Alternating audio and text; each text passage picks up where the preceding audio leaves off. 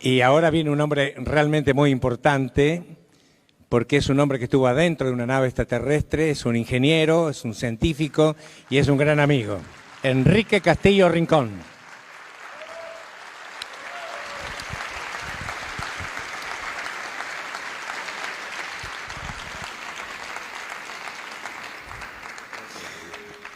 Para ti. ¿Congreso número cuánto? ¿Que estamos juntos? Yo 21. Gracias. Suerte. Bueno, muy bien. Buenas noches, estimados amigos. El tema OVNI, como han visto, es sumamente complejo, muy difícil de dilucidar. Todo lo que hay subyacente al fenómeno OVNI marca una nueva etapa de investigación.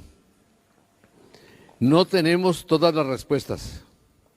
El fenómeno OVNI sigue apareciendo en todas partes del mundo, como acabamos de ver en el documental.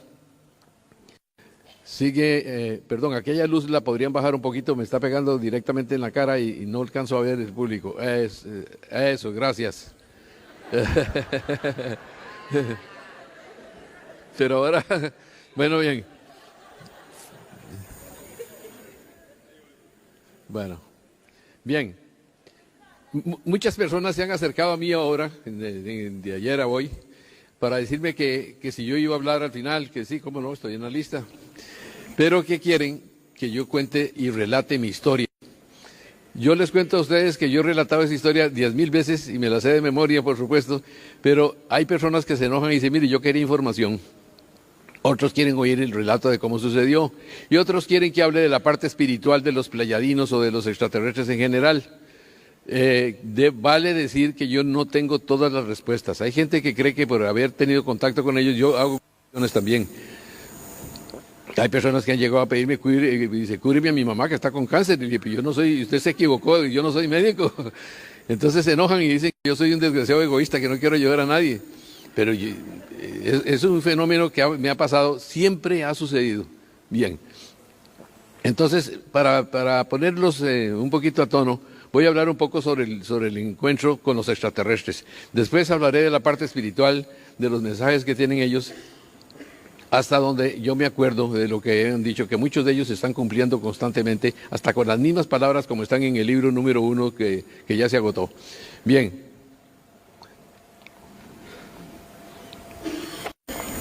Corría el año de 1963. Yo me encontraba en Costa Rica trabajando para el gobierno en una licitación pública para obtener centrales telefónicas automáticas. En ese tiempo llegó Kennedy, el presidente de los Estados Unidos en aquella época, para afianzar lo que llamó él Alianza para el Progreso. Duró 3 días, pero un volcán hizo una erupción que se llama el volcán Irazú. El día que él llegó, entonces la gente protestaba, que los periódicos haciendo bromas de que no querían que estuviera él ahí, que no sé qué tal. De todas maneras, el volcán hizo su erupción. Kennedy se fue y en el volcán siguió haciendo sus erupciones que caían en la ciudad de San José, la capital, y se venían los techos al suelo del peso tan brutal. Tuvieron que cerrar los colegios y las escuelas y los jardines infantiles porque aparecieron muchas enfermedades, ¿no?, respiratorias. Siguieron las erupciones y entonces a nosotros nos correspondió ir a investigar porque se creía que podía lanzar lava, hasta ese momento no lo había hecho. Y entonces fuimos a buscar un sitio para poner una caseta con un policía, como en Costa Rica no hay ejército, había que poner un policía cada 6 horas, con binóculos y con alarma de radio, para poder salvar a la gente que vivían 2,000 personas alrededor del Rancho Redondo, como se llama esta zona del volcán. Al pasar, nos fuimos con 2 ingenieros, ingeniero jefe mío y el ingeniero más próximo a mí y yo. Nos fuimos con un jeep cada uno con trajes de asbestos, guantes, teníamos yo llevaba cámara fotográfica, el otro llevaba binoculares, en fin, todos listos para hacer la cosa. Era un día domingo y vimos que la gente tenía que irse de ahí a las 5 de la tarde, porque hasta ahí llegan al puro borde del volcán. Se fueron los de la policía, los despachó, nosotros nos quedamos trabajando y cuando ya faltaban como 15 minutos para las 6, empecé a quitarme los guantes y todo, cuando un ingeniero llega y me pone la mano derecha en el hombro mío izquierdo y me dice, Castillito, mire ese avión que viene allá, ¿dónde? Y miramos así encima de la cordillera y venía una luz como anaranjada. Y yo pero qué avión tan raro. Dice, ahora de veras que sí. ¡Prum! Y de pronto salió otro de las nubes y se vino detrás. Entonces los vimos donde pasaron ahí mirando a ver qué era y de pronto parece que les llamó la atención la erupción y se devolvieron. Uno se paró como a 60 metros de donde estábamos nosotros y el otro se paró al otro lado del volcán, que el ingeniero jefe podía ver los dos, por la posición que tenía podía ver el de aquí y el de nosotros estábamos viendo acá. Y nosotros, en los del ingeniero que estaba conmigo, solamente podíamos ver este de ahí, el otro no, porque nos lo tapaba la erupción. Entonces, nos quedamos quietos, observando aquello, y cuando yo de pronto veo yo que empieza a bajar así como que una hoja que cae, y se quedó como a 4 metros del suelo, sin tocarlo. Salían partículas ahí de ceniza y todo que volaban alrededor. Y se prendieron unas luces alrededor como los ojos de güey de los barcos, y no vimos a nadie. Yo estaba esperando que iba a salir algo, yo no sé qué pensaban, no había respuesta inmediata. Los otros estaban seguramente como yo también esperando a ver qué pasaba. De pronto sonó un pito grandísimo, y se fueron y se elevó. Y de pronto vimos cuando el otro iba detrás. Cuando pasó, nos quedamos aterrados y todo, porque a mí me quedó dolido. Y dije, ¿qué será lo que me pasa? Pues el ingeniero se había quedado paralizado en mi hombro, me agarró y me quedó la marca aquí. Estábamos paralizados los tres. Entonces yo le dije, qué raro, parecía que estaba encima del borde de un hormiguero. Dice, hombre, yo también sentí lo mismo. Entonces el otro, el ingeniero jefe, venía bravísimo con los guantes en las manos y los tiró al suelo y los pateó y dijo una palabra impublicable y dijo, por mi madre, que esto era un platillo volador. Fue la primera vez que oía yo hablar de platillos voladores. Eso me golpeó fuertemente lo que vi. Yo en ese entonces me había hecho miembro de la Iglesia de Jesucristo de los Santos de los Últimos Días. Convertí al mormonismo en el año 61 en Costa Rica y duré hasta el 70 porque a un amigo mío que era negro no lo quisieron recibir, entonces yo renuncié y me fui. Bien, entonces pasó algo verdaderamente extraordinario. Me tocó ir a buscar libros, direcciones a la Embajada Americana. Y en la Embajada Americana me dijeron, ¿qué va a hacer usted? ¿Va a estudiar los UFO? Y dije, pues sí, vimos unos en el volcán. ¿Cómo va a ser? Y le conté a un oficial que estaba ahí. No sé para qué quería la información, porque yo todavía no estaba muy biche en ese aspecto, no sabía qué querían hacer con eso. Entonces, para mí fue el inicio de esto. Vino el asesinato de Kennedy, la empresa me trasladó a Cali, me hice cargo de la gerencia de la empresa de telecomunicaciones Ericsson, que es la especialidad mía, una empresa sueca, y ahí contaba yo lo que había visto. Entonces ya mucha gente me llamaban para que les hablara de ovnis, de platillos, conseguí libros, conseguí revistas, me aficioné al fenómeno ovni, ese era mi hobby. Entonces me hice un experto en contar la historia de ovnis que yo leía en los libros perfectamente bien. Bien, de allí me mandan a mí para Bucaramanga, la empresa, en otro sitio de Colombia. De Bucaramanga, de 2 años, me mandan para Brasil. En Brasil me persigue un ovni, lo voy contando rápidamente, me persigue un ovni por la carretera amazónica, transamazónica, como 80 kilómetros, y yo metiéndole, como dicen allá, la chancleta para correr, y el ovni se me venía para este lado, ¡prum! Y de pronto, ¡pras! Para este lado, de pronto se me ponía adelante, de pronto lo veía por los visores atrás, me dio un pánico, la cosa más espantosa, y dice, me van a secuestrar, estos son los ovnis. Entonces llegué a un puesto de alcabala, en donde había militares, entonces paré yo y dije, por favor, regáleme un poco de agua. Entonces, ¿qué le pasó? Le dije, no, que me estaban siguiendo unos bichos lo más de raros que estaban ahí. Dice, entonces un tipo llega y dice, uno que estaba ahí, y dice, eso por aquí es muy fácil verlos todos los días. Y me quedé aterrado. Entonces un señor estaba cambiando la llanta, esperé que la cambiara y le dije, nos vamos en caravana los dos, porque le conté lo que pasó. Dijo, de veras, hola, qué raro. Nos fuimos, no pasó ya más nada, llegué. Hablé con los ingenieros al día siguiente, uno de la ITT, del International Telephone and Telegraph, y el ingeniero jefe de la OKI del Japón, donde estaba yo haciendo los trabajos para el edificio de los 3 poderes, en Brasilia. Bien, entonces le conté y dijo, ¿cómo no? Si mi hermano que en la guerra de Corea vio platillos voladores y vio salir a unos enanos así recogiendo agua de un pantano. ¿Cómo va a ser? Sí, señor.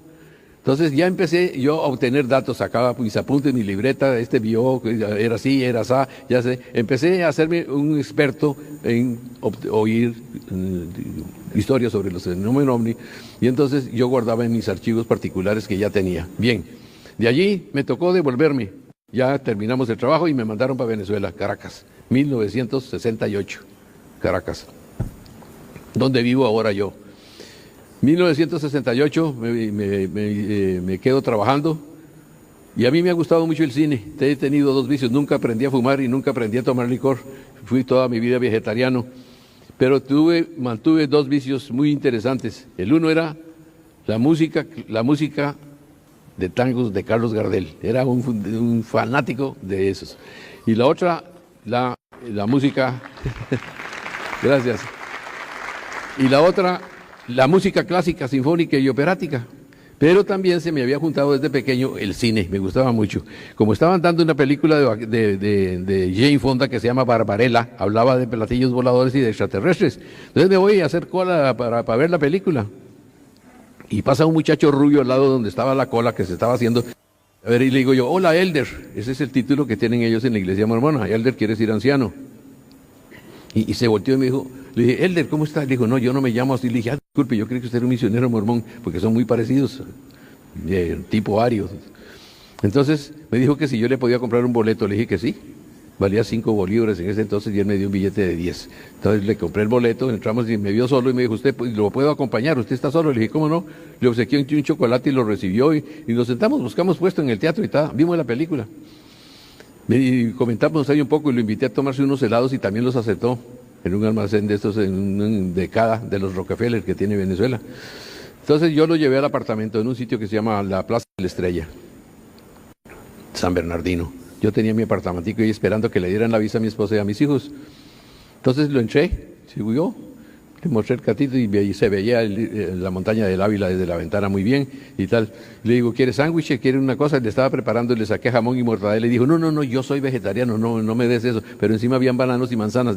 Me dice, ¿puedo coger un banano? Le dije, sí, claro, allá en Venezuela le llaman camburri, tómelo. Entonces le traje leche. Entonces lo abrió y miraba así. Y le dije, ¿y qué es lo que le estás viendo? Es que yo quiero ver si está pasteurizada y homogenizada. Le dije yo, sí, tiene las dos cosas, está muy bien. Le puse un vaso y dijo, no, me lo puedo tomar directamente de aquí. Se tomó todo el litro. Entonces me vio la música que yo tenía y se acercó y me dijo, pucha, qué montón de música clásica que tienes. Le digo, sí, es una colección de muchos años. ¿Tienes el quinteto de la trucha? Le dije, sí, lo tengo, en 2 versiones. ¿Cuál de quiera de las dos? Síntalo ahí, por favor, quiero oírlo. Lo senté en una mecedora que tenía ahí un poco desvencijada, que se la había comprado la señora que vivía al frente que le iba a botar. Me la vendió 20 bolívares y yo la reparé un poco. Entonces se quedó oyendo la música y ponía las 2 manos así, cruzadas aquí atrás, y mientras se mecía y decía, ¡ah, lindo! Y yo miraba al tipo, dijo 2 veces eso, ¡ah, lindo! Pero con los ojos cerrados. Entonces dije, pucha, qué manera de escuchar la música también y de sentirla seguramente por dentro, ¿no? En su espíritu. Bien, con el tiempo supe que era eso. Bien, nos hicimos amigos a partir de ahí, como 3 meses duró, y su nombre era Cyril Weiss, un suizo. Estaba abriendo mercado en el maletín vendía cosas para caballero, vendía talcos, lociones, jabones, todo esto. Y que estaba abriendo mercado, bueno, lo llevé a la oficina. Me encontré con él en algunas oportunidades, hablamos de ovnis y le mostré el primer libro de platillos voladores que yo había comprado. Y me dijo, Enrique, leí el libro tuyo, pero te cuento que quedamos en las mismas porque no hay comprobaciones auténticas del fenómeno ovni. Y ahí dice que se han gastado millones de dólares en la investigación, como yo sé y como sé yo también, que se han gastado millones, pero nunca se ha podido saber ni comprobar nada en absoluto. Dije, bueno, yo no sé, yo lo que vi, yo no sé si serían ovnis o alguna cosa, parece que eran, yo los vimos 3 personas a la vez, hicimos un juramento, pusimos las manos como en las películas, de no decir nada porque uno del ingeniero jefe tenía el papá metido en política y si llegan a saber esto lo arruinan, entonces nunca jamás, ya se murieron los 2, yo que de los 3 el único que queda vivo soy yo. Bien, así transcurrió el tiempo, se fue Cyril Weiss, nos despedimos.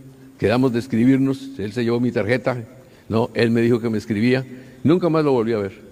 Mi mamá se enfermó en octubre del año 69 y me tocó regresar a Colombia. Mi mamá vivía allí, estaba ya muy viejita, de 76 años. Entonces mi mamá murió. Entonces yo me quedé allá con la empresa esta, abriendo mercado también, y pusimos una empresa particular con 2 amigos míos de telecomunicaciones, que es la especialidad mía, la telefonía. Entonces Estaba en un piso cerca del Banco de Bogotá, en la calle 13 con carrera octava. Es una zona muy bonita, mucho dinero que se mueve ahí, muchas empresas, todo eso. Bien. Y ahí empecé a hablar de los ovnis otra vez también, con las personas que había un socio. Y yo le contaba lo que yo había visto y los libros que teníamos. Entonces, pasó lo siguiente. Un día de tanto suena el teléfono y yo lo agarro, un sábado fue, un viernes en la tarde. A sus órdenes, sí, se llamaba la empresa. ¿Aló? Y Telecom le llamamos. Telecom a sus órdenes. Por favor, Enrique, con él habla. Ay, Enrique, yo te estaba buscando y te vengo a buscarte. ¿Y quién eres tú? Me dice, mi nombre es Karen. Vengo encargado para hacer un asunto contigo, pero urgente. Es de prioridad vital. ¿Pero qué es eso? ¿Quién eres tú? Mira, yo vengo de México, me dice. Yo vengo de México y vengo exclusivamente para enseñarte a ti a comunicarse con los extraterrestres. A mí. ¿Y por qué no se comunican ellos conmigo? Ya que tú me encontraste, para ellos debe ser más fácil. Y claro, dice, no, es que hay que cumplir ciertas normas.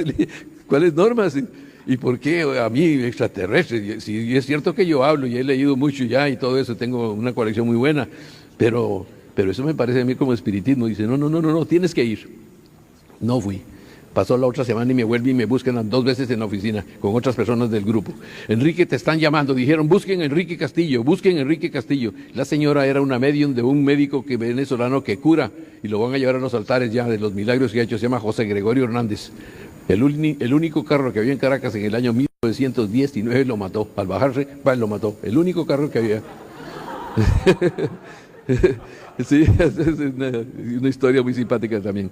Bien, en todo caso, eso fue lo que pasó. Entonces oí cómo era que se comunicaban y ella caía como en trance. Dije yo, pucha, de veras que está como en trance, ¿no? Entonces me fui yo con el socio mío, nos sentaron un hombre y una mujer, hicimos un semicírculo, había papel y lápiz, todo el mundo por si recibía algún mensaje.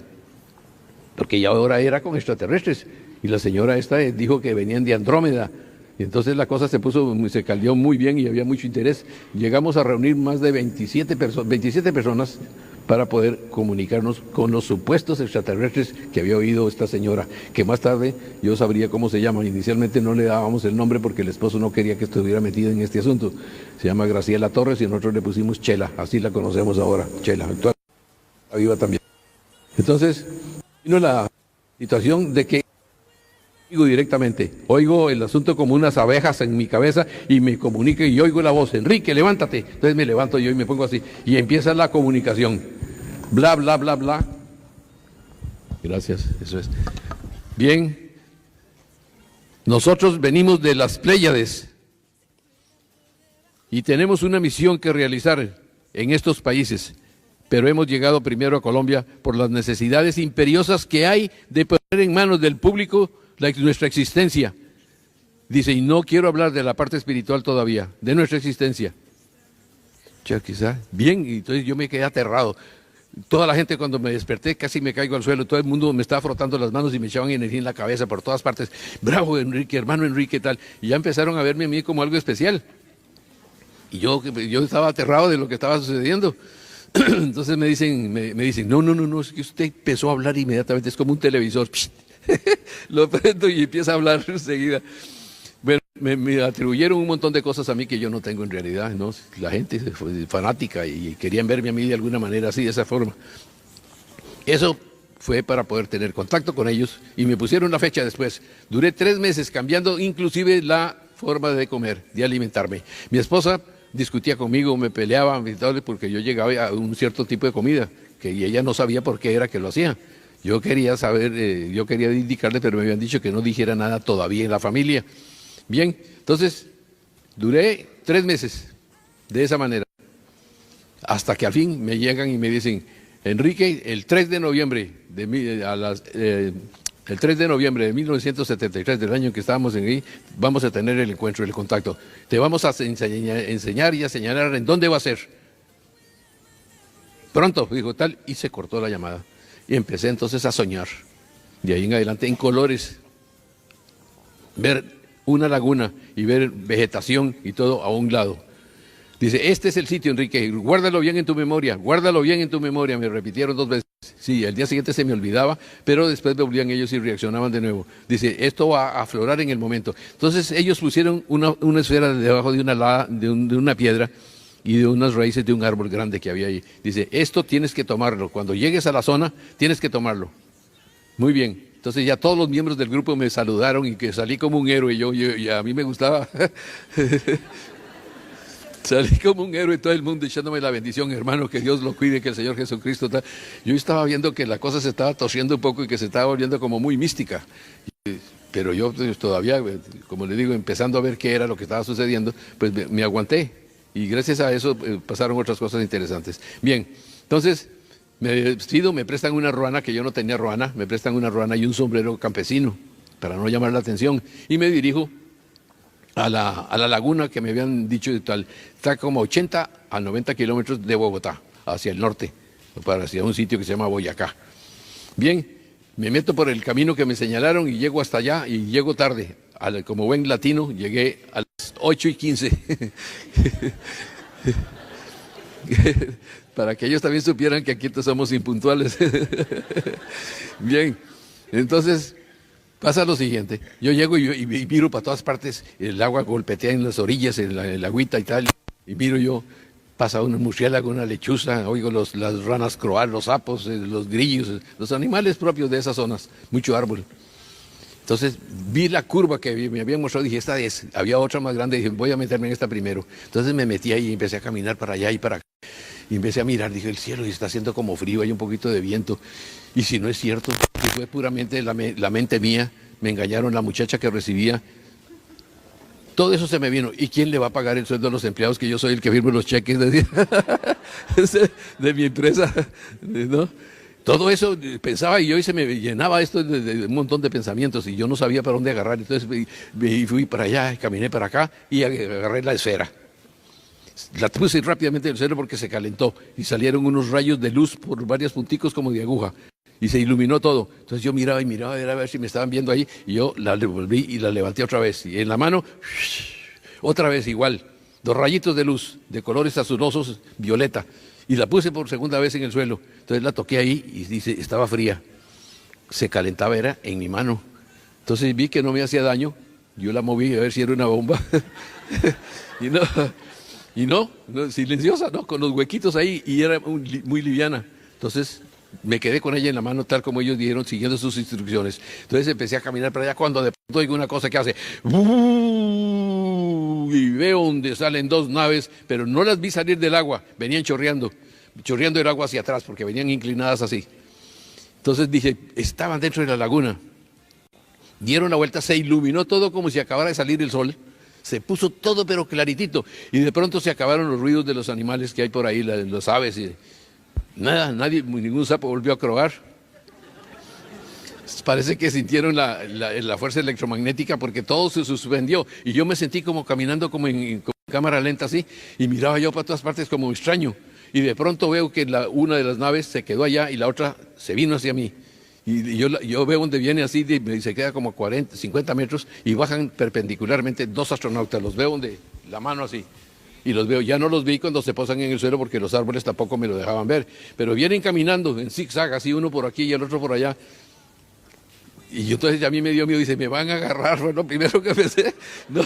Y entonces yo reculo hacia atrás y pego la espalda contra un árbol, estaba lleno de árboles muy seguidos, y entonces me quedo ahí esperando a ver qué va a pasar. Entonces uno de ellos se acercó a 4 metros, me miró así y me dijo, cálmate, Enrique, somos incapaces de hacerte daño, no me voy a acercar. Y yo les hacía que sí, porque era telepático, yo no estaba hablando, pero le oí la voz y me di cuenta inmediatamente que eso era, ¿no? Entonces uno de ellos se acercó, el que me miró y me tocó con la mano aquí.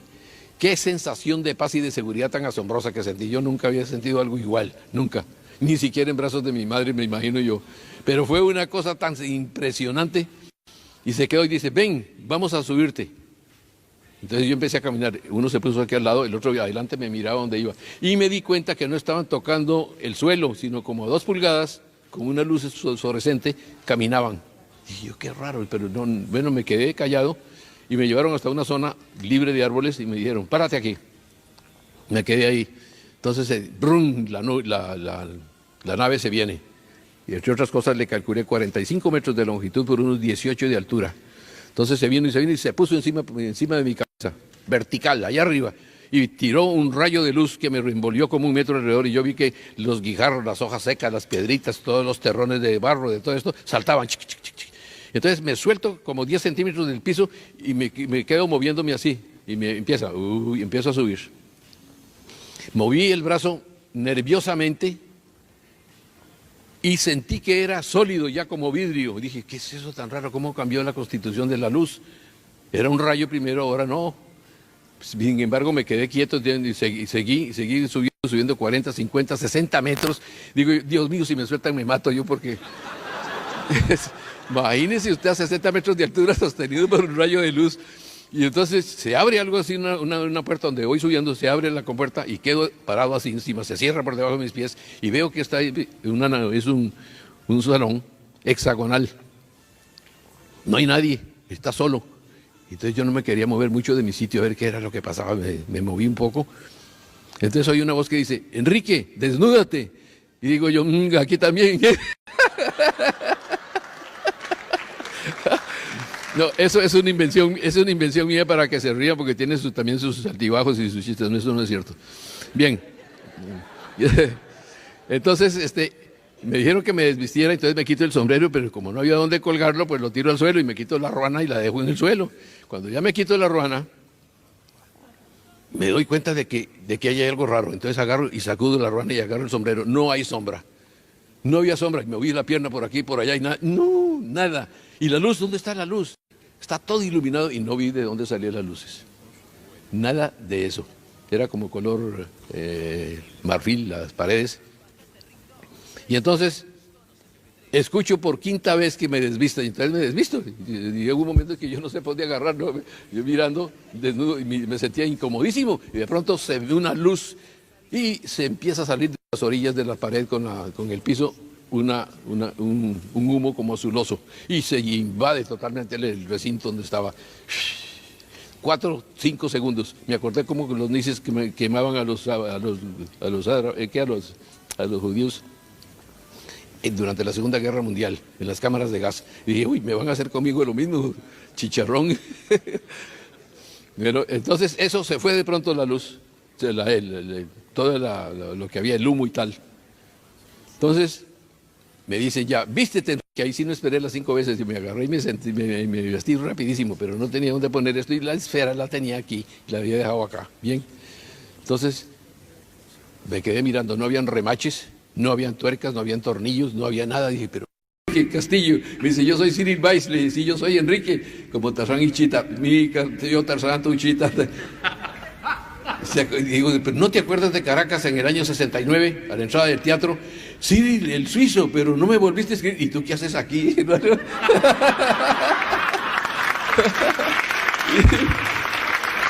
Así pasó. Palabras textuales, fue exactamente así. ¿Qué haces aquí? Dice, tú eres uno de los astronautas, de los tripulantes de la nave, ¿sí? ¿Tú eres extraterrestre entonces? Sí. Entonces me dio la mano como nos estrechamos nosotros. Dije, caray, chola. Y en ese momento entra el otro que bajó por mí. Me dijo que se llamaba Crunula. Entonces y yo les tiro la mano para darle la mano, y entonces se queda mirándome y hace así. Este dedo lo pone aquí y hace así. El otro hizo lo mismo, pero se lo puso aquí en la espalda. Y yo me quedé mirándolo, y entonces me dice Cyril, ahora Krishnamerk, como el nombre como hindú, me dice, haz lo mismo. Entonces yo hice un esfuerzo y pues, entonces me hace así, tac, me da un toque, me dice, ven, te estamos esperando. Se abrió una puerta, pasé por un sitio semicircular y me estaban esperando 4 hombres, como en un escritorio, como una mesa casi transparente. Me senté aquí y la silla bajó con el peso mío que enfrente de ellos. Entonces ellos con posturas muy humanas se quedaban mirándome. Entonces ponían el brazo aquí así y hacían así en la mesa. Miraban, el otro las manos aquí. Me quedo yo esperando, viendo ahí, no sabía qué hacer, cómo romper el hielo. Me dice Cyril, que estaba parado al lado izquierdo mío. Me dice, pregunta lo que quieras, Enrique.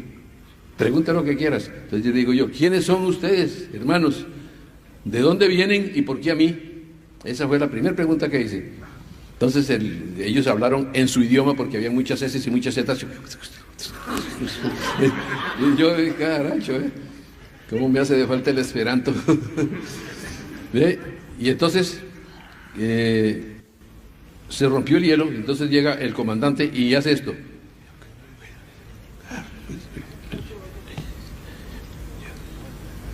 Me hizo ver que yo sabía por qué me habían contactado. Tú lo sabes. Me quedé así, dije, bueno, no, han pasado 33 años de esa época hasta acá y todavía no sé por qué fue que me contactaron. Todos los demás contactados que hay en el mundo saben por qué fue, menos yo. Digo yo que yo soy el más desgraciado de todos los contactados, porque primero que todo no tengo misión que realizar. ¿Sí? Ustedes pregúntenle a cualquiera y verán que le dice lo mismo. ¿Y cuál es su misión? Salvar a la raza humana, hermano.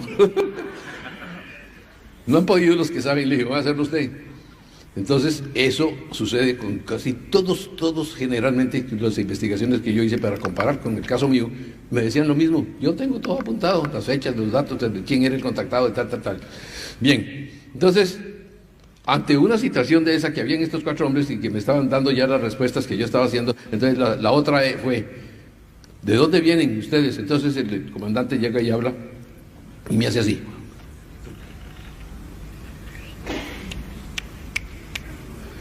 Nosotros acabamos de salir. Según vuestra manera de contar, llevamos millones de años en el vuelo, cuando salimos de allá para llegar aquí. Y yo me quedé aterrado, yo creí que me estaban tomando el pelo. Le dije, ¿millones de años ustedes volando para llegar aquí? Sí, señor. Entonces eso tiene que ver con la teoría de la relatividad y los campos unificados de Albert Einstein. Dice, sí, señor, también tiene que ver. Pero tiene que ser modificada esa ley 2 veces para que sea funcional. Ya la hicieron. La tercera la está haciendo Stephen Hawking en la Universidad de Cambridge, que se llama la teoría de la unificación. Entonces me quedé aterrado yo cuando me dice eso. Y dije, pero ¿cómo vienen ustedes tan lejos? ¿Cómo es eso? Aquí, según tengo entendido, estamos como a 380 años luz de distancia o algo. Dice, no, estamos a 525 años luz, exactamente, según vuestra manera de contar. Vuelve y me repite.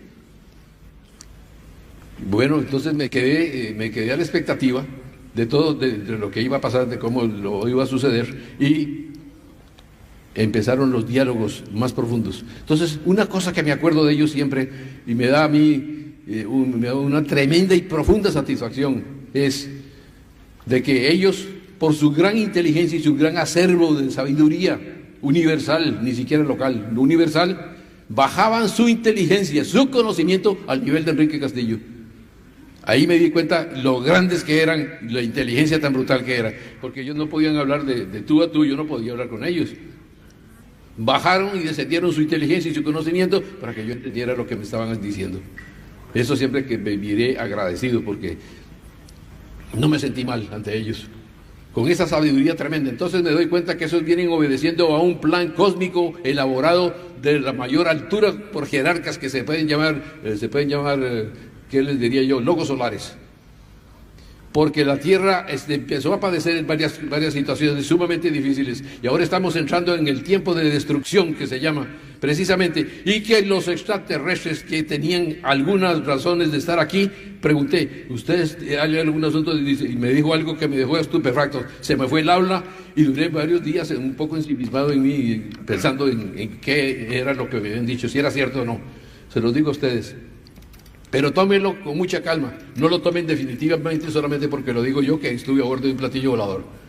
Se les voy a decir solamente para que tengan información que se está empezando a dar ya de alto nivel, poco a poco, para poder abrir las entrañas de la mente, para poder tener un conocimiento mejor, superior, de lo que es la espiritualidad y el conocimiento universal. Tenemos que empezar a conocer las leyes.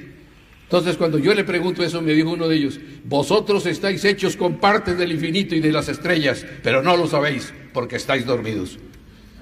Tremendo. Me sintetizaron en solo esas palabras la evolución humana y me dijeron, nosotros fuimos los que creamos al hombre de la tierra. Me partió por el eje. Yo tenía otra visión diferentísima. Nosotros somos, y participaron otros más de ellos. Por eso estamos aquí. De alguna manera, ustedes son nuestros descendientes. Y muchos de nosotros estamos aquí metidos. Dice, y empezó un plan. Y el plan grande que empezó fue ¿cuál? Los niños índigos. que les llaman los niños cristales, le llaman los niños precoces, les dan varios nombres, pero son los mismos. Empezaron a aparecer en varias partes, sobre todo en la China, en los arrozales aparecieron 2. Después los descubrieron y se los llevaron con la familia, les dieron trabajo, casitas honestas, buenas y higiénicas, para entrenar a los niños allá. En Colombia pasó igual, y es una historia que les voy a contar ahorita sobre eso. Entonces, al darme cuenta de que se estaba gestando algo maravilloso para que el hombre pudiera él mismo tomar las riendas de su propio destino, que pudiéramos saber a ciencia cierta definitivamente que nadie nos va a manipular, que no nos manipulen los campos, ni las religiones, ni los políticos, ni los militares.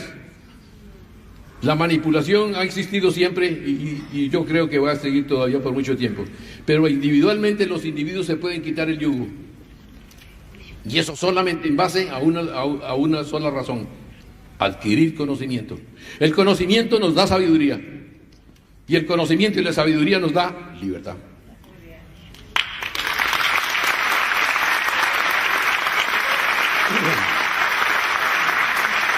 Bien.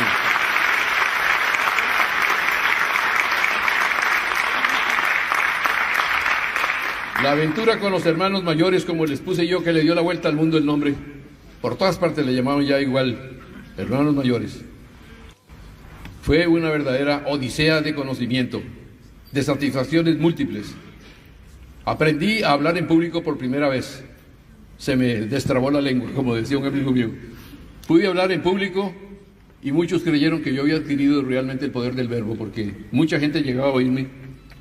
Se hizo público en los periódicos, me dedicaron 3 días, hasta 3 columnas.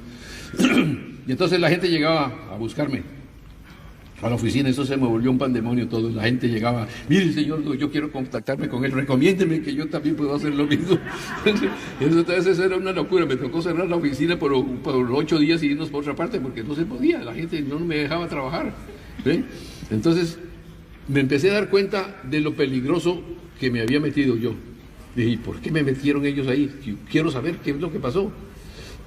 Bien, llega un momento en que tengo que tomar una decisión. O sigo con esto, o sigo con la empresa, o sigo con las dos. Como dice la Biblia, que nadie puede servir a 2 señores. Y a mí me pasó eso exactamente. Entonces empecé a retirarme un poco más de la oficina. Ya los negocios no se hacían porque la gente me conocía, era a mí, Enrique Castillo, se hacían los buenos negocios, yo me retiré un poco. Entonces mi esposa me tocó contarle, porque lo vio en los periódicos y todo: ¿cómo es eso? ¿Andas contactado con marcianos? Dijo: ¿cómo es ese asunto? Y entonces empezó el choque. Ya vimos que estaba la cosa mal. Yo llegaba a las 11 de la noche 2 veces a la semana, de recibir mensajes en la casa de un señor que se llama Richard Deere, ya murió, en paz descanse, con Chela, María Teresa Paladino, una chilena, estaba también Marjorie de Holman, que ahora vive en Miami. Nos hicimos amigos, pero fuertemente amigos, a raíz de lo que pasó. Y los mensajes que llegaban nos hacían llorar como niños, de pronto todos abrazados oyendo los mensajes que nos daban los extraterrestres. Varios de ellos nos daban el nombre y nos daban unos conocimientos asombrosos, pero de una espiritualidad verdaderamente increíble, como les digo, porque ellos decían: nosotros no podemos dar mucha información de este tipo al hombre de la tierra. ¿Por qué? Porque el hombre es proclive hacia el misticismo. Todo es: esto lo hizo fulano, esto lo hizo Dios, esto lo hizo tal. Si son proclives hacia el misticismo, se vuelven fanáticos, y el fanático es más peligroso que un terrorista. Entonces ellos estaban cuidando muy bien con quién contactaban ahora, porque se corrió la noticia siempre que ellos contactaban a la gente espiritualista, que gente que el libro que hizo mucho daño, que se llamó Yo visité Ganímedes. Josep Ibrahim, que fue amigo mío, me decía él ahí en el libro, y una vez hicimos 2 conferencias en Caracas y también decía lo mismo: es que ellos ven el aura de la persona y ven allá y va, pucha, yo Enriquito, qué bueno. Y nada, nosotros investigamos 48 casos de contactados, y ni uno solo, oíganlo bien, era espiritualista. Después de contactados, se vuelven elegidos. Ay, ya se pavonean. Y entonces ahí es donde viene la hecatombe. Todos tienen la costumbre de crear una religión alrededor. Yo no he hecho eso. Quizás por eso tengo respeto a nivel internacional. No he querido meterme en eso. Cuando me han pedido que me asocie, le dije: no, señor, yo fallo solo en esto. Pero y las profecías que ha tenido fulano y que el otro, allá ellos sí fallaron varios las profecías. Y yo no me meto en profecías por una cosa: yo lo considero un suicidio público. Yo hoy digo algo y que no, y no sale, le caigo en ridículo y la gente me va a atacar es a mí, no al extraterrestre. Entonces todo eso me tocó aprenderlo a mí rápidamente para poder manejar lo que me tocó hacer durante mucho tiempo. Mi esposa terminó separándose de mí. Una vez era tanta la información que yo tenía en mi cerebro, era tanta la información que muchas personas se sentaban conmigo a hablar y decían, pucha, pero Enrique, ¿de dónde sacaste tanta información? ¿Pero cómo es posible? Yo llevo 20 años con los masones y no he aprendido nada de lo que estás diciendo. Se me despejó la mente de alguna razón, de algo hicieron, no sé qué. Entonces, ante una situación de esa magnitud y de todo, llegó un momento en que entraba yo de la oficina y salí corriendo para el baño. Entonces el hijo mío me vio, hola papi, y abrí la ducha, así como estaba con corbata, camisa y todo allí en Bogotá, en ese frío tan brutal. Abro la ducha y me empiezo a bañar totalmente. Eso lo repitieron, ¿saben qué película? Encuentros cercanos del tercer tipo. Parecido a lo que me pasó a mí, como le pasó a este actor que trabaja en esa película. Entonces me di cuenta inmediatamente que si yo no cortaba rápidamente esto, quién sabe qué iba a pasar. Los hermanos mayores, los pleyadinos se dieron cuenta también. Entonces suspendieron por un tiempo todo hasta que se volvió a contactar conmigo. Volvieron a contactarse. Entonces la gente decía, ¿por qué dejaron de contactarte? ¿Qué pasó? ¿Te peleaste? Entonces la gente decía, la gente me decía, hermano, es que a usted le gusta mucho ver a las mujeres. Decía yo, pero qué gente tan idiota, unos tipos que vienen a 500 años de luz de distancia para hacer un tipo de misión que yo no sé todavía qué es, en realidad, totalmente. Y vienen aquí y encuentran que se equivocaron del tipo, y es que porque le gustan las mujeres. Entonces, yo no entiendo de eso, la gente lo decía. Entonces Salvador Reicedo en la oficina mía, yo le daba para que dictara charlas ahí. Decía, no, Enrique, eso es otra cosa más profunda. Y ese fue el que primero acertó con casi 25 años de anticipación qué podría ser y por qué. Como él estudiaba también parapsicología, investigaba eso y escribió libros sobre esos campos y sobre apariciones, entonces se hicieron fuertes comparaciones del caso mío con otros a nivel mundial. Entonces llegaba un nuevo investigador. Castillo es el que dice esto y esto, sí, ese es Enrique Castillo, sí, vamos a desenmascarar a ese farsante. Llegaban a buscarme y tal, día, ¿cómo no? Siéntese, yo ya tenía un instituto bien montado, mi oficina, sala, siéntese. ¿Quién es usted? Yo soy fulano y tal. Ah, caramba, yo he oído hablar de usted. Y quiero hacerle una entrevista. ¿Se puede? Claro que sí. Le puedo hacer preguntas de todas las que quiera. Entonces se sentaba. Y empezaba y me decía, ¿usted no le ha jalado al cannabis? ¿Usted no ha fumado? ¿Usted no coca? ¿En su familia hay locos? Todo eso me lo preguntaban a mí, yo muerto de risa, y decía, ¿y eso a qué viene? Dice, no, es que hay que hacerlo. Y de veras, realmente cuando se hace una investigación profunda hay que hacerla. A mí me tocó hacerla varias veces así. Y entonces se queda la persona, dice, ahora le voy a hacer unas bien fuertes. Esto y esto y esto, sí, como no, por esta razón y esta, por esta, y miraba con el otro que estaba ahí y decía, ¿qué más quiere? Le digo yo, ustedes lo que me están es tratando de hacer caer en una trampa. Se fueron y me dijeron, Enrique, lo felicito, ni un solo error. La rapidez con que usted contesta me dejó totalmente, nos dejó en paños menores. Dice, qué cosa tan increíble. ¿Y a qué se debe eso? Le dije, yo no sé, y así soy yo. Yo no siento que tengo nada extraordinario. Bien, me salen las primeras salidas internacionales. Voy a Wiesbaden, en Alemania.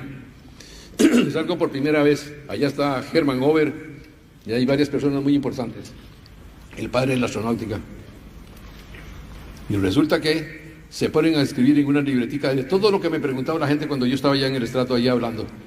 Se dieron cuenta de que yo tenía algo especial, pero decía yo, ¿pero qué algo especial? Me dijeron, él tiene algo. Vamos a hacerle una mesa redonda. Me hicieron una mesa redonda, varias personas con los traductores, a ver si me hacían también caer en lo mismo. Ni una sola vez. Hubo un científico que estaba ahí, recuerdo que era de apellido Buller, estaba ahí y puso la mano aquí al ver. Entonces él dijo, lo que pasa es que este hombre está bajo los efectos de una droga, por eso contesta tan rápidamente. Yo lo oí cuando lo dijo. Me entiendo un poco de inglés, pero yo no les había hecho saber que lo entendía. Entonces se quedó mirando y entonces dijo, vamos a hacerle otra pregunta. Y hablaron allá, se repararon, bla, bla, bla, bla. Entonces viene y dice, otra pregunta. Entonces estaba la intérprete, me dice, que quieren hacerle otra pregunta. Que dije, todas las que quieran, para eso estoy aquí. Entonces llega y pone la mano encima de la mesa y dice, confiese usted, diga usted, ¿es un extraterrestre? Le dije, yo creí que esta era una reunión de científicos serios. Así me dijo el tipo y salió, tiró la puerta. Bien, ya me estaba dando cuenta también lo que pasaba a alto nivel. Yo tenía que cuidarme mucho mi palabra. Los primeros ataques de los hombres de negro fue allá. Mi querido hermano y amigo Fabio Serpa lo escribe en su libro de los hombres de negro. Describe mi primer encuentro allá con los directores del Congreso. Todas estas cosas vinieron sucediendo poco a poco y me quisieron atacarme, hacerme algo. Me agarraron contra la pared así y tenían recuerdo que un sello aquí, lo más extraño. Entonces me metieron el pulgar aquí y me dejaron sin respiración. Me metió así y sonriente para que la gente, oh, Heinrich, quiere una firma. Entonces ellos tres se pusieron así, recuerdo que llevaban una gabardina como la de Columbo, como desteñida, el famoso detective. Entonces, me metió y me dijo, usted no va a hablar de lo que sabemos aquí porque se muere, y le matamos también la familia. Imagínese usted, y me pegan, era mi primer choque con una fuerza desconocida y descomunal. Yo me sentí casi que salgo corriendo de ahí. Me quedé esperando a ver, me dijo, no vaya a cometer ese error. No, yo no lo cometí. Esa información que yo tengo desde esa época es la que estoy poniendo sobre mi tercer libro que estoy terminando ahora para febrero. Es parte de esa información. Entonces, me he cuidado muchísimo tiempo. No he atacado las iglesias, no ataco a los religiosos, no ataco a los gobiernos, me cuido mucho de ese asunto porque me han amenazado 4 veces, hasta públicamente con gritos tremendos. Y me he aguantado. Entonces, lo que yo tengo entre manos y que tienen los investigadores es dinamita, TNT. Entonces, para poder ver qué es lo que estaba pasando y sacudirme de tantas cosas que tenía encima, en los viajes que he hecho constantemente, resulta que llega el momento en que están apareciendo los niños que dije al principio, los niños índigos. Les voy a contar una historia sobre lo que vi en Cali, Colombia, hace unos años.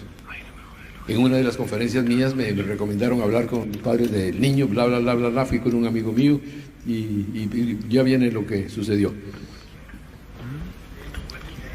Ya me llevaron a la casa del director, hablamos con los padres, me dijeron que sí, que nos daban permiso, que sí podíamos hacerle preguntas, todas las que quiera.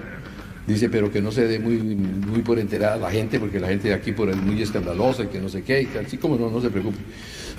Yo voy es de invitado, el que va a hacer las preguntas es mi amigo, y el profesor de él, que quieren que vaya y que esté presente. Le dije, sí, claro, por mí no hay problema. Entonces mandaron a traer el profesor del muchacho. El niño tiene 6 años y medio, 6 años y medio.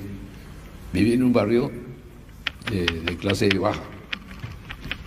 Son pobres, viven, pero son pobres. Entonces cuando llegamos tocamos la puerta, ustedes, hola señora, ¿cómo está? El niño se asomó así, estaba jugando con una pelota y la hacía así. Bien, nos sentaron y toda esa cosa, entonces se llamó, vamos a darle el nombre del niño, Miguelito. Miguelito, sí mamá, vente aquí que ya están, sí, ya los vi. Entonces, ven para acá, tiró la pelota hacia un lado y se sentó al lado de nosotros así, se quedó mirando, puse las manos así. Y nos miraba, movía sus piernitas como diciendo, ¿qué pasa? Que no me preguntan. Entonces el amigo mío llegó y dijo, mire, nosotros queremos hacerle unas preguntas, nos han dicho que usted tiene unas condiciones especiales de inteligencia y queremos hacerle las preguntas. Él viene de invitado y solamente viene a oír porque a él le gusta investigar estas cosas y él es conocido en otras partes del mundo y bla, bla, bla, bla. Y digo, pues está bien, ¿cómo no? Empezaron las preguntas y las contestó todas de una manera verdaderamente excepcional. Yo estaría aquí casi toda la noche o 2 horas para contándole la historia, pero les voy a contar las 2 o 3 preguntas que les hice yo. Como estaba el profesor ahí de su colegio, entonces había que tener también mucho cuidado, y estaba el padre y estaba la madre. Entonces le pregunto, porque él fue el que me dijo, ¿y el señor de pelito blanco que está ahí no va a hacerme preguntas? Dije, yo vine invitado para oírlo. Dice, no, yo tengo también autoridad en esta casa y yo le pido el favor de que usted también me haga preguntas. Con esa autoridad con que me lo dijo, ¿no? Dije, ok, está bien. Entonces le digo, dice, haga la pregunta, estaba ansioso. Dije, ¿qué opinas de la libertad? Se queda así mirando y así, la libertad, lo más preciado del hombre. Ha sido enjuiciada toda la vida por el mugre político que hay en todos los países. por la justicia. Siempre han creído que se puede desvanecer un prodigio de esa naturaleza, la libertad. Ha sido manipulada, ha sido controlada y ahí está todavía libre.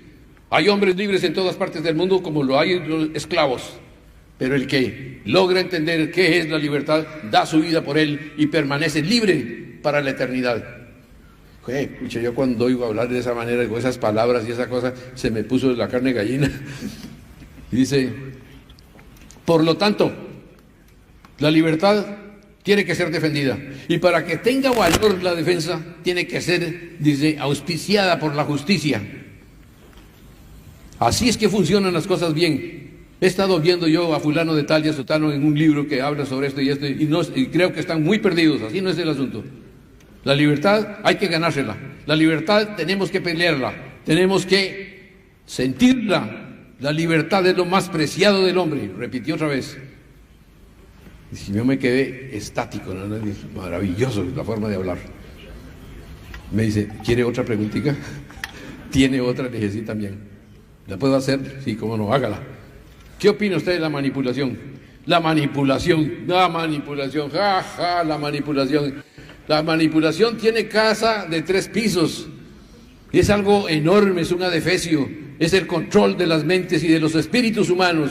Y a veces hasta el corazón. Y eso lo hacen son las religiones, así lo digo. Las religiones. Y lo hacen también los políticos. Y también nos manipulan a nosotros los primeros manipuladores. ¿Saben ustedes quién son? Mi papá y mi mamá. No quite la mano de ahí. Si no haces esto de la tarea, no te doy helado, no te llevo a cine, no te llevo al parque, no te llevo a pasear. Todo el día están con eso. Mi papá y mi mamá son los primeros manipuladores y me regañan si yo no hago lo que él dice. ¿Cómo es eso si yo le estoy luchando por mi libertad, como acabo de decir? Papá y mamá, ¿ustedes cuándo van a aprender que no es así el método? Y le digo, ¿no es cierto, profesor? Y el profesor decía, como que sí. La manipulación. Entonces, si yo estoy equivocado, entonces hay que manipularlo, hay que decirle, hay que meterle, hay que hacerle. Le hacemos comer cosas que no debe de comer.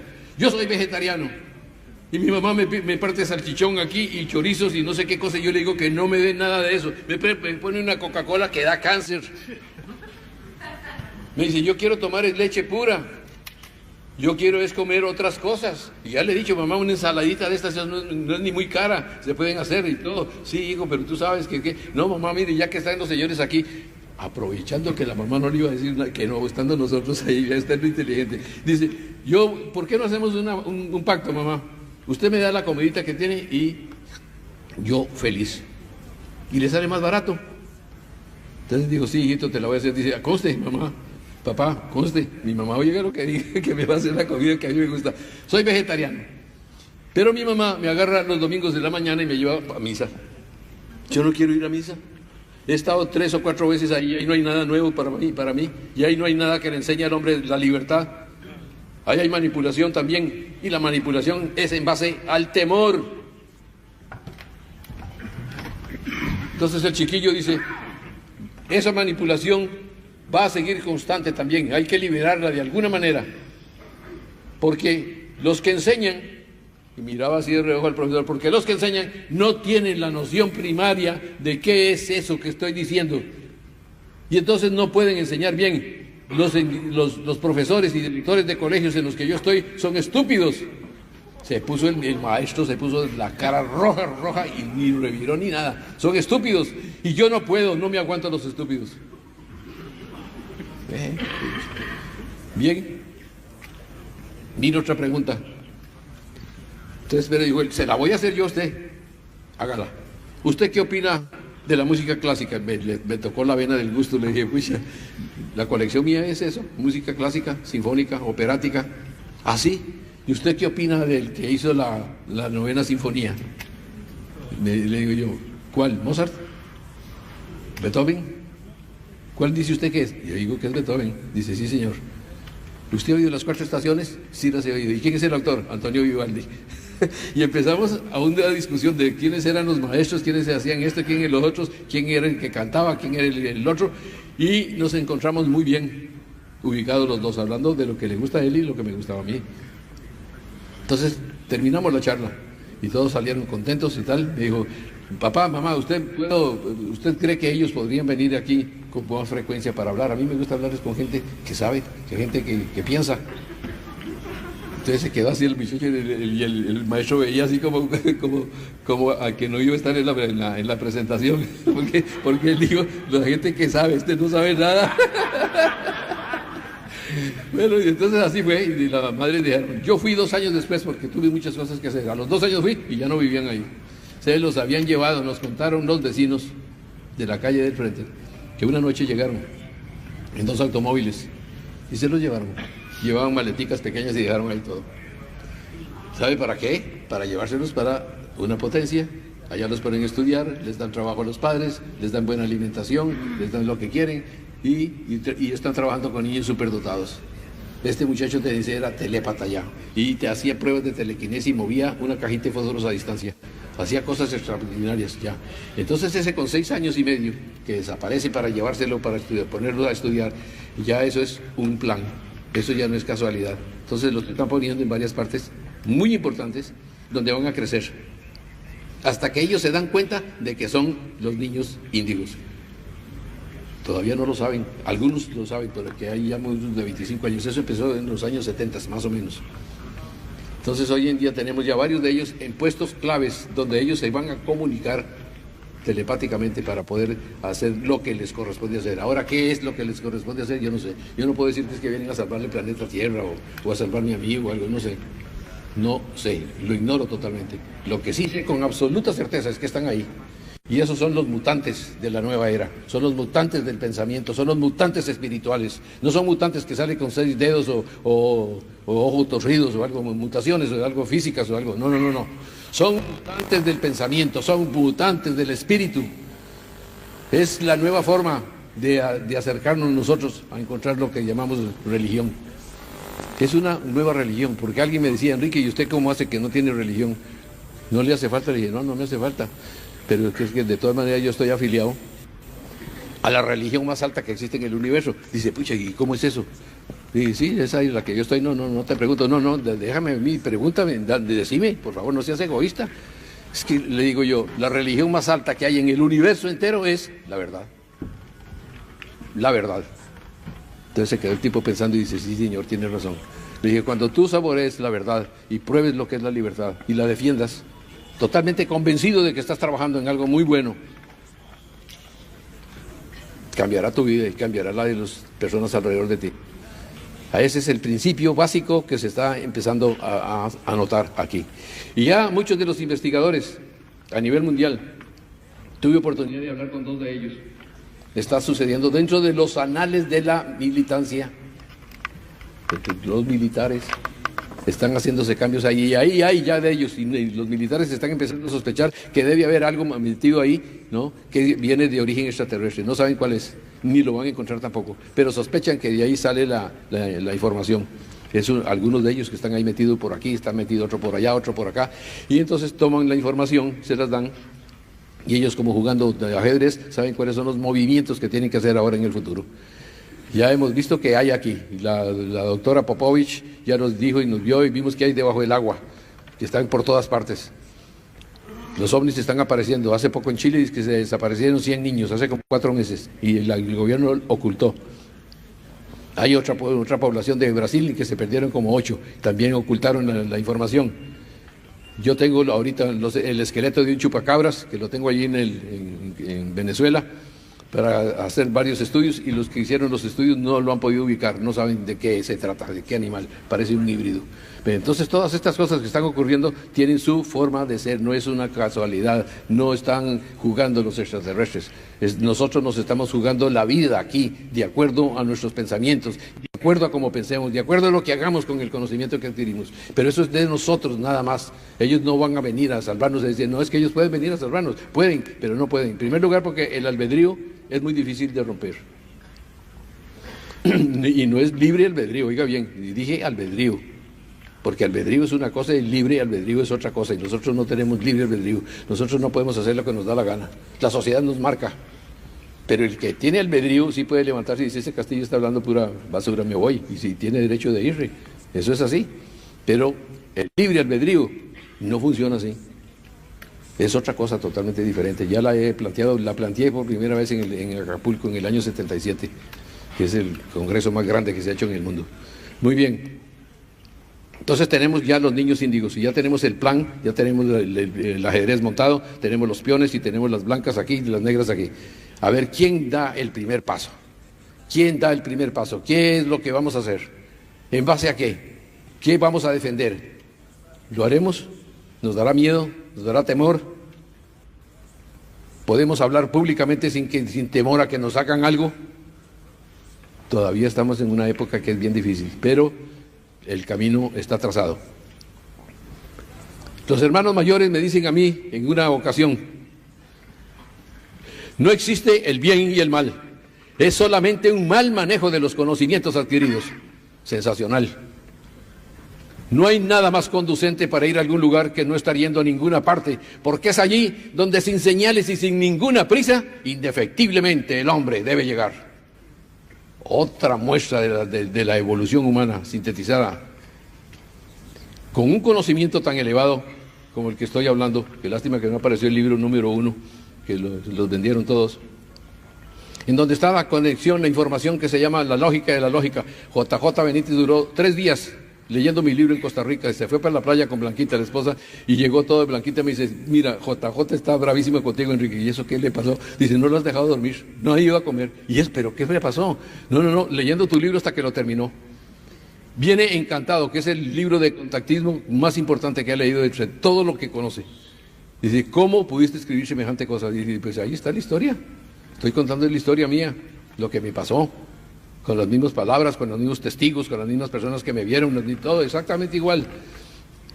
Entonces, esto, como les dije antes, padece y obedece a que el fenómeno ovni está dando sus primeras sacudidas para lograr entenderlo finalmente.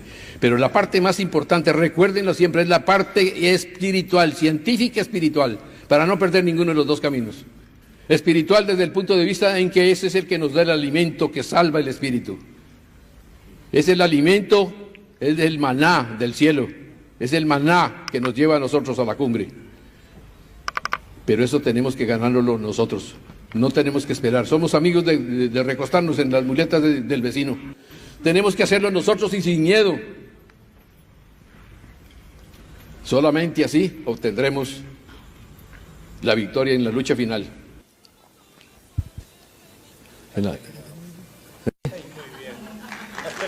Muy bien.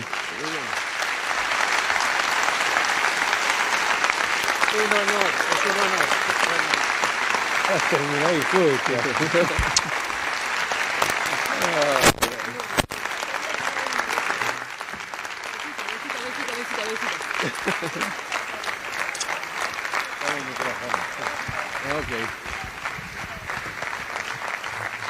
No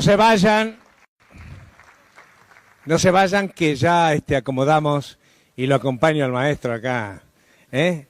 Los dos gomías, como decimos en el tango.